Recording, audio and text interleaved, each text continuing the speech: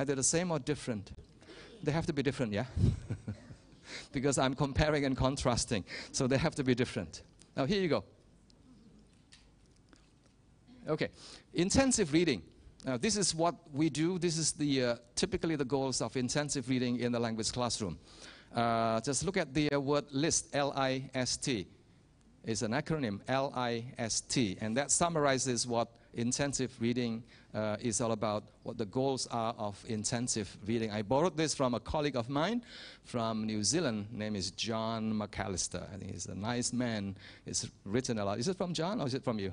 Oh, it's from Paul Nation. Okay, they work together very closely. List. So in an intensive reading classroom, typically you have a language goal. Language here usually refers to vocabulary, to some grammatical structures that you want to teach your students. So that would be the language goal. Point number 2, idea or content goal. In a reading lesson, you want to make sure that the students understand what the content is all about, both at the superficial level and also at the deeper level. I think we use a very nice terms here, at the hot level or at the lot level. At the hot level or at the lot level. When I go to conferences and whenever I see a session with the word hot in it, wow, the whole room is packed with a lot of people because everyone wants to be hot as well.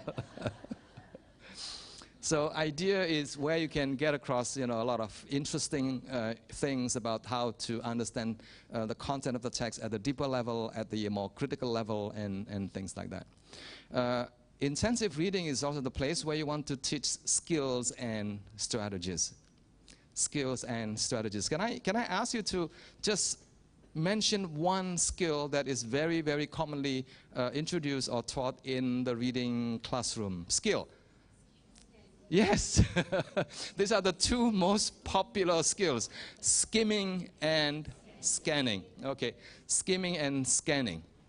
Very popular among teachers, not just in Malaysia, but also in many, many other places in the world. But when you go one step further and ask teachers whether skimming and scanning actually help students understand the text better, the answer can be a little bit complicated. It depends. If you are dealing with good students, good readers, skimming and scanning can help a great deal.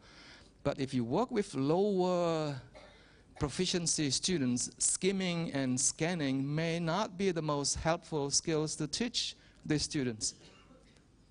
A lot of students often tell me, teacher, I have skimmed, I have scanned, for half an hour. At the end of it, I still don't understand what the text is about. So why are you teaching me to skim and scan? More recently, I read a piece of interesting research. And now I understand why skimming and scanning may not be particularly useful for some students, especially for those students who, for whom proficiency is a bit of a problem. See, skimming and scanning are things that we do naturally.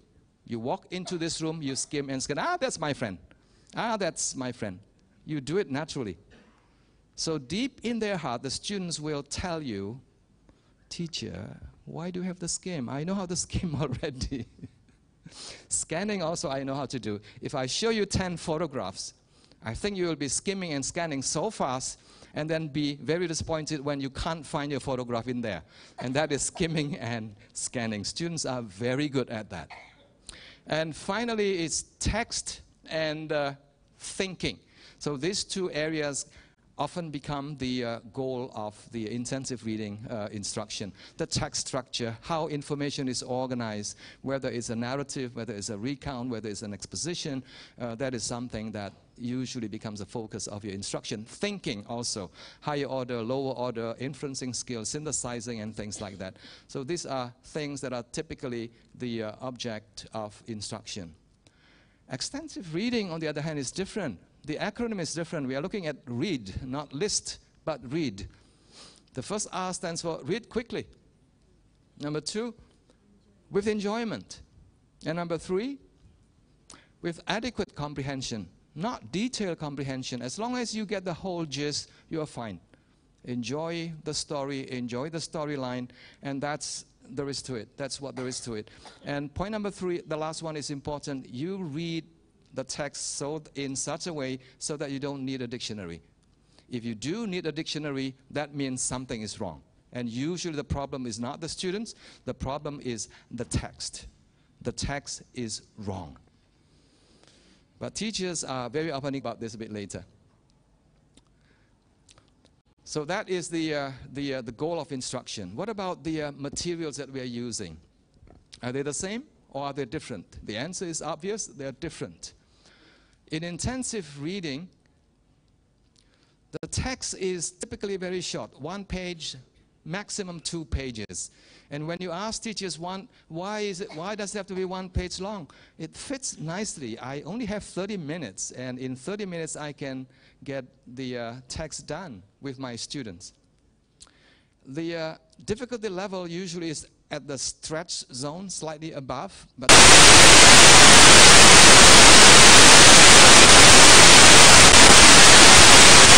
the teachers, and they're still not able to understand the text very well. And finally, the content is usually not that exciting. The reason is very clear, because it's teacher-selected materials. It's not student-selected materials. Extensive reading usually is longer. It has to be a full story. It has to be a full text. It's not an extract. It has to be a full text. And point number 2 is important. The level of difficulty will have to be at the student's comfort zone, at their level. And sometimes, if you are dealing with students who are not readers yet, lower the reading level so that they can read at their most comfortable level. I know what you're thinking. If the students read easy materials, what are they learning? The answer is a lot. They learn a lot of things when they read easy materials. Their fluency develops. They can read faster. Their ability to make predictions becomes much, much better, because they now don't have to worry about the language aspect and also the content aspect. The language is at their level so that they can think. They can use their thinking faculty at a higher level of sophistication. And the content will have to be exciting, will have to be engaging. Now, this word is very, very important, engaging.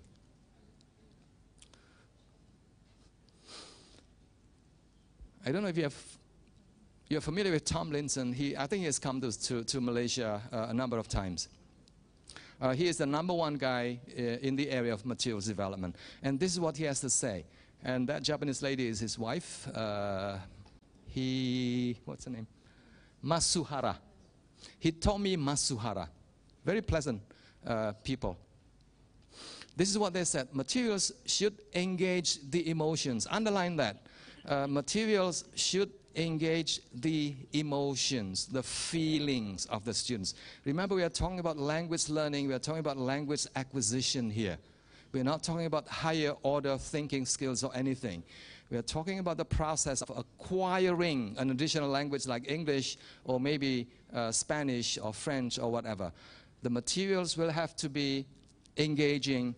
It has to engage students' emotions and things like laughter, things like joy, things like excitement, things like sorrow can facilitate language learning. Something that is neutral, something that is bland, something that is uninteresting will not get the students' attention. And because of that, they will not be fully engaged when they read the materials. Let me show you this emoticons. All these feelings are good. I want you to skim this fast and scan it also so fast and tell me one feeling that should be avoided. Which one? There you go. Anger is good, not angry with the teacher, but when you read and you are angry because the main character is not treated well, then you feel very angry. That emotion is good, yeah? But sometimes being angry with the teacher is not a bad idea too. The only feeling that is not good is bored. When you are bored, you switch off basically. There's nothing, no feeling, no thinking, no nothing. Are they on task? The answer, on task, yes? Yes, they are on task. They're doing something, they're working, yeah? Are you happy when you see the students on task? You should be. You should be.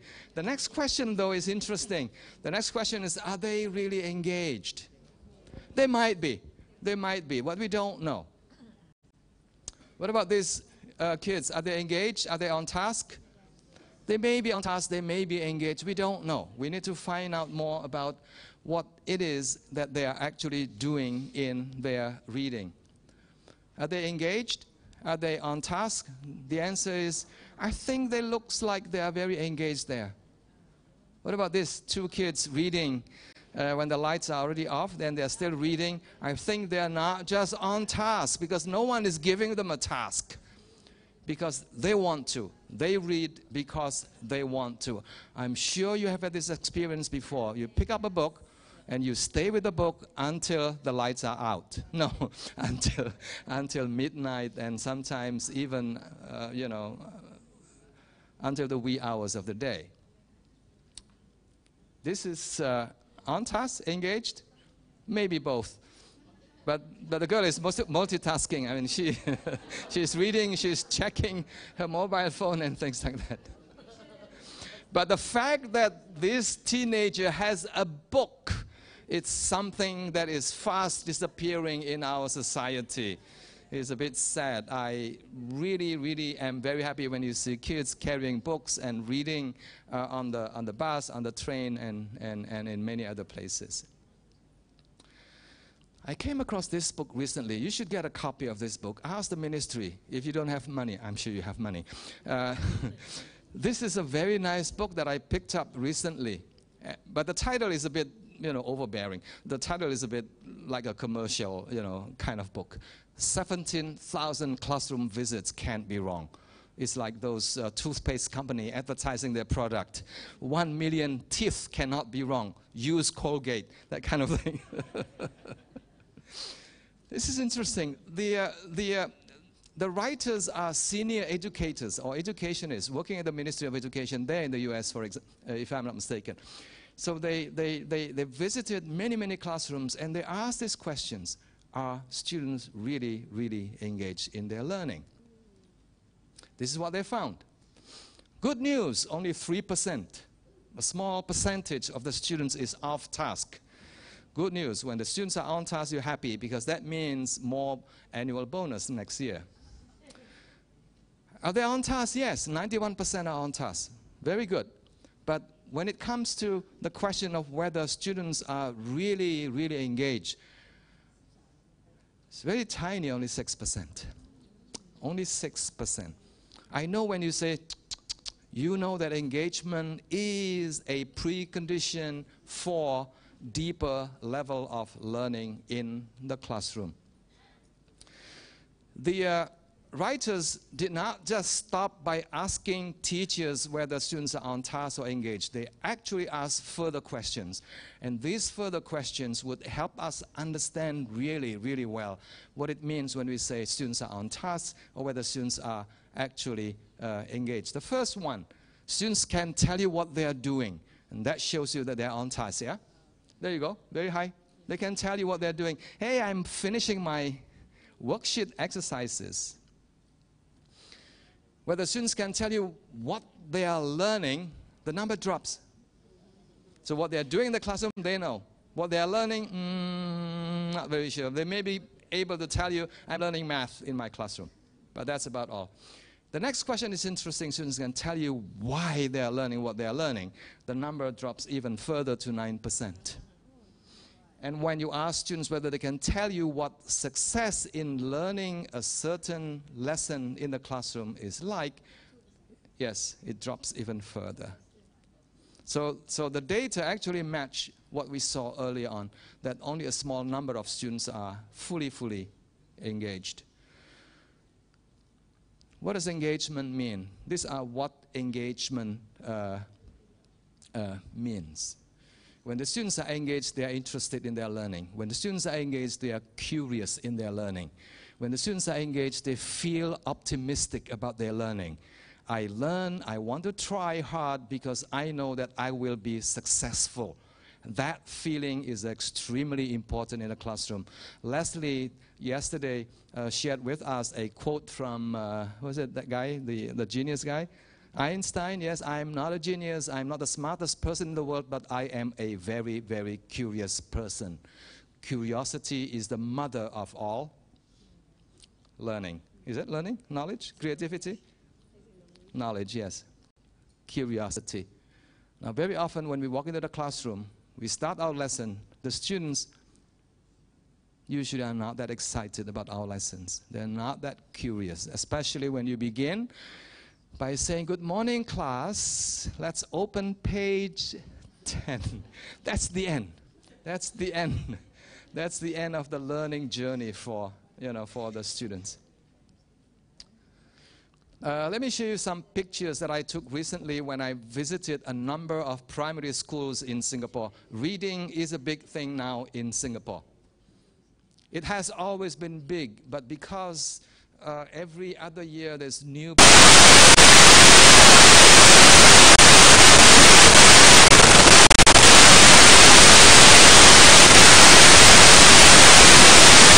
excellent reading programs get rewarded by the Ministry of Education. This is one of the schools that I visited. During recess, some of the kids actually go to the reading corner and they pick up a book and they start reading for 5 minutes, for 10 minutes. If they like the book, they can keep the book. If they don't like the book, that's fine. They can pick another book. But the thing is, the books are there for them. There you go.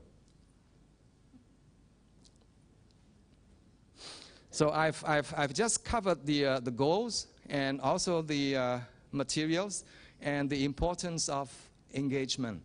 When it comes to reading for pleasure, the engagement level of the reading materials become extremely, extremely important.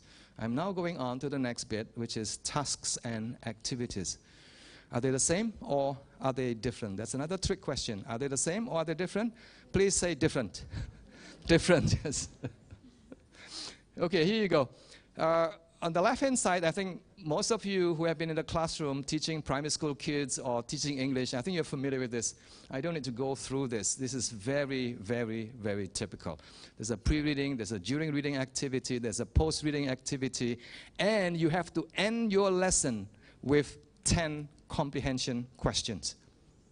Why 10?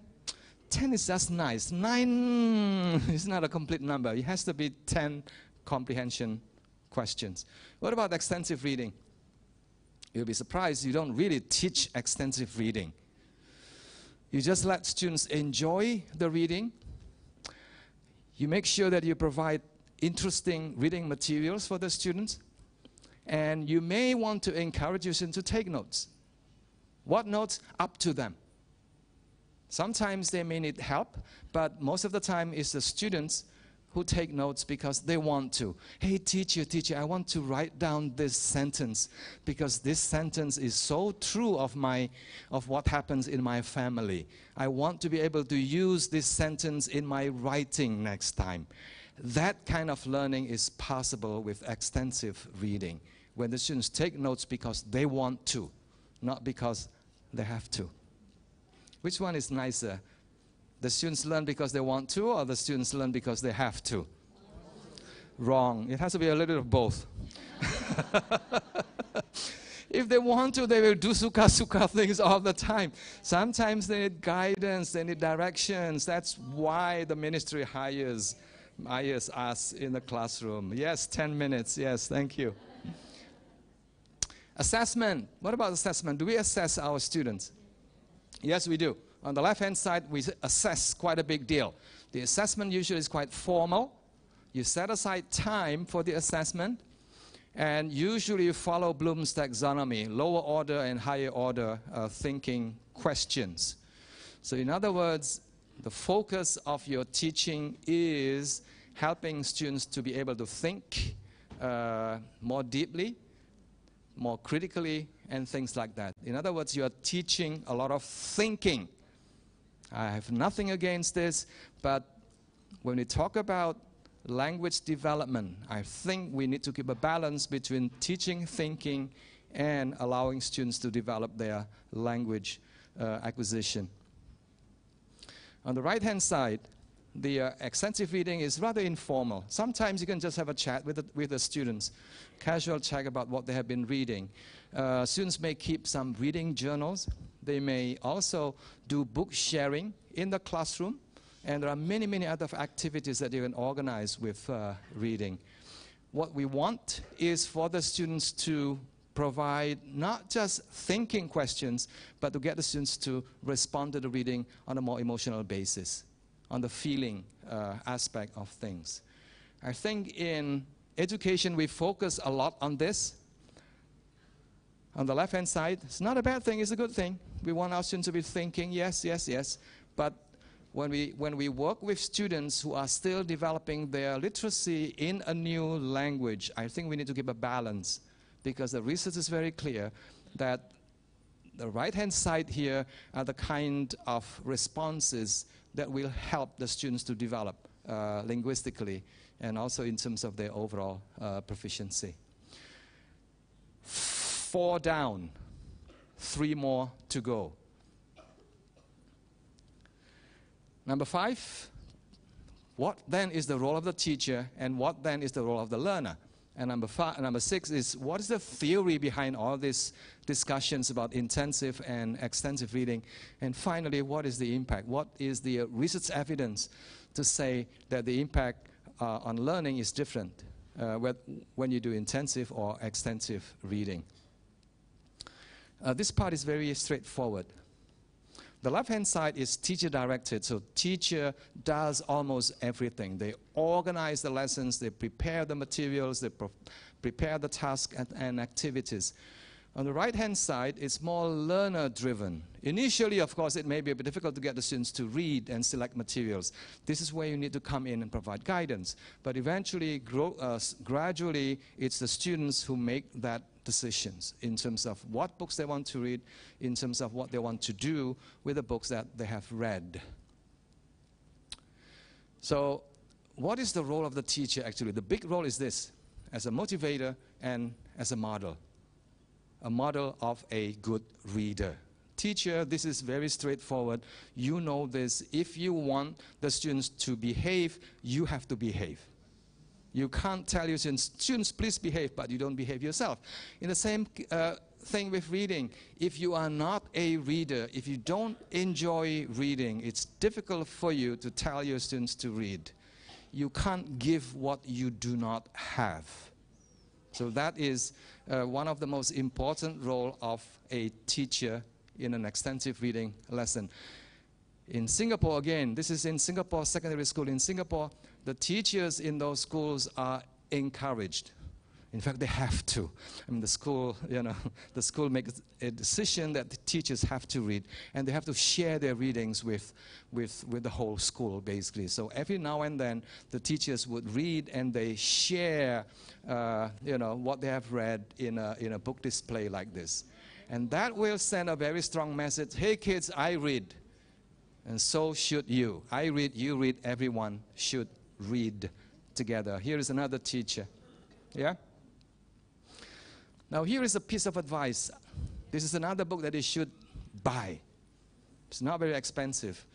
In Singapore, I borrowed this from the National Library. It's available there.